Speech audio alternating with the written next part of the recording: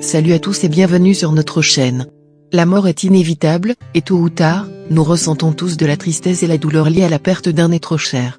Cela peut s'avérer difficile de mettre un terme à toute la tristesse dévastatrice qui suit.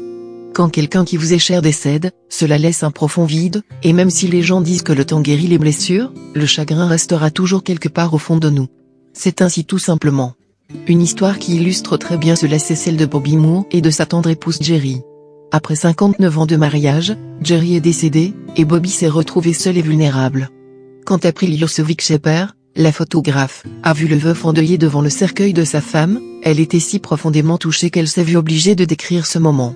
Les mots et l'image bouleversants n'avaient pas pour but d'être publiés, mais c'est la volonté de la famille que l'histoire soit diffusée auprès de tous, et qu'avec un peu de chance, elle puisse aider d'autres personnes qui vivent un deuil.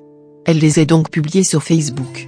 C'est une histoire qui démontre à quel point le chagrin est une partie incontournable de nos vies, mais c'est aussi une histoire qui démontre que l'amour est plus fort que tout. Elle est peut-être un peu longue, mais je vous recommande de la lire jusqu'au bout, je vous le promets, cela en vaut la peine. Aujourd'hui, j'ai été témoin d'une histoire d'amour. Pas le genre d'amour que partagent de jeunes personnes qui ne sont passionnées qu'à moitié, et où les hormones feraient le reste. Ce n'était pas le genre d'amour tout mielleux que partagent de nouveaux mariés qui sont fascinés à l'idée de vivre une dévotion exclusive l'un pour l'autre et un bonheur éternel après ça. Dans le monde dans lequel nous vivons, où les serments sont brisés en un rien de temps, ce dont j'ai été témoin aujourd'hui est d'une telle rareté, comme un somptueux diamant. Aujourd'hui, j'ai vu un homme blessé, se tenant au chevet de ce qu'il possédait de plus précieux. C'était l'amour personnifié. Quand il est entré dans la pièce, ses pas étaient incertains, mais sa détermination n'était pas perturbée. Ses yeux étaient rivés sur sa destination finale, au bout de la pièce. Un cercueil en acier gris gisait sous les lumières colorées. Son couvercle était relevé de moitié. L'autre moitié soutenait un arrangement de fleurs aux couleurs vives et des rubans où étaient marqués maman et femme. En s'approchant, sans s'arrêter, il s'est penché sur elle et l'a embrassée sur ses lèvres maquillées, son corps à lui tremblant pour se maintenir debout.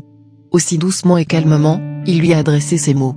Ces mêmes mots avaient sans doute été prononcés un nombre incalculable de fois, mais cette fois-ci, cela s'accompagnait d'une certaine finalité. « Je sais que tu ne peux pas m'entendre », murmurait-il. « Mais, je t'aime. » Et ses larmes se sont mises à couler. Les visites familiales n'étaient pas prévues avant au moins 1 heure, mais il se devait de venir tôt. Il ne voulait pas gaspiller ces dernières heures. Pendant presque 60 ans, elle a été à ses côtés, mais ce n'était pas suffisant. Il n'était pas assez près d'elle. Il a donc pris une chaise et il s'est assis là. Sa canne sur la droite, sa femme décédée à gauche, il s'est posé à côté du cercueil pendant près d'1 heure. Il a frotté les bras de sa femme, a tapoté ses mains. C'était comme s'il essayait de la réconforter, mais en vérité, il se réconfortait lui-même. Cela ne semblait pas le déranger que sa peau soit toute froide, que son corps soit tout dur et rigide. Pas plus que cela ne semblait le déranger qu'elle ne réagissait pas aux mots qu'il lui murmurait. Aussi dur que cela puisse paraître, cela aurait pu être une scène tout à fait normale, tirée d'un soir habituel chez eux. Exception faite pour la multitude de compositions florales somptueuses et pour les petits cadeaux de sympathie remis par des amis, la scène semblait totalement habituelle. Quand la famille a commencé à arriver, il était toujours assis là, tenant sa main, caressant ses cheveux. Elle donne l'impression de très bien se porter, n'est-ce pas ? Demandait-il alors à ses enfants quand ces derniers se sont approchés. Tout le monde était d'accord. Et ils ont pleuré. Pendant près de 5 heures, il est resté tout près, exténué, usé, jusqu'à ce que son corps lui demande de prendre congé et que son esprit suppliait pour un peu de repos. Cet homme dévoué, a démontré plus de grâce pendant ce temps de grande tristesse que beaucoup ne l'auraient fait en temps de grande joie. Je suis resté là sans voix, admirant ce spectacle de fidélité. Je n'avais jamais vu un homme aussi abattu, dépossédé de sa joie par la malédiction de la mort. Je me demandais, à mesure que je le regardais, ce qu'il ferait demain et les jours d'après. Pour aujourd'hui, c'était facile.